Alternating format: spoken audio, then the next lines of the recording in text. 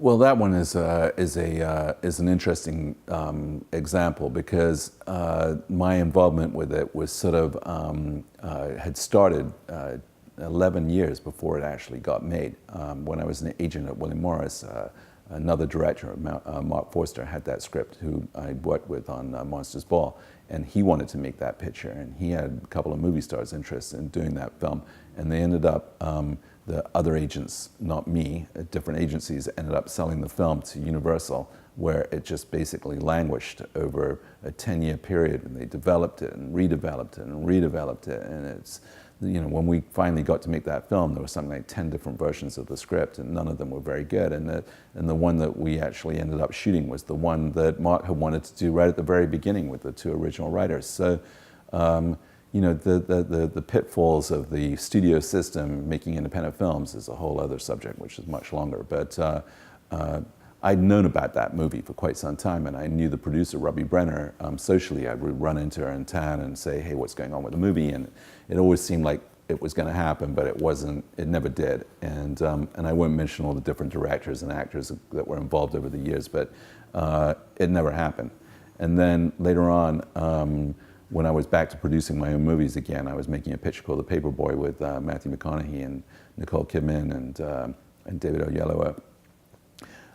And I didn't really know McConaughey very well, and I asked him, you know, just casually one day, trying to make conversation with him, have you found another movie that you want to do? And he said, yeah, I'm going to do Dallas Buyers Club. And I'm like, really? Wow. Because I knew that script for a long time. And I also knew the script had been floating around in town and people had been turning it down. So the fact that he wanted to do it really kind of made it a whole different thing. And then the producer, Robbie Brenner, and I talked, and she said, yes, I've got Jean-Marc Vallée, who I've been developing another picture with, and it didn't happen, and he's going to come on and direct this movie now, and we raised the money. And so there didn't seem like a place in it for me at that point, which was disappointing to me because I really loved that project, and I thought Matthew and that part could be incredible. And then a year later, while I was making The Butler, I got a phone call from the agent at CAA that was working on it, and she said to me, the whole movie fell apart, all the money blew up, it's not happening, we need the money like immediately, you got to talk to Robbie, she knows you always love this might be your opportunity to get involved. I called the producer, she said, you have 3 days to come up with the money, and I figured it out in 3 days, and it turned into the thing that I always dreamed it would be, which is Oscar-winning picture. It's an incredible piece of work, and the beauty of it, too, in a way, was it was a movie I'd known about, wanted to do.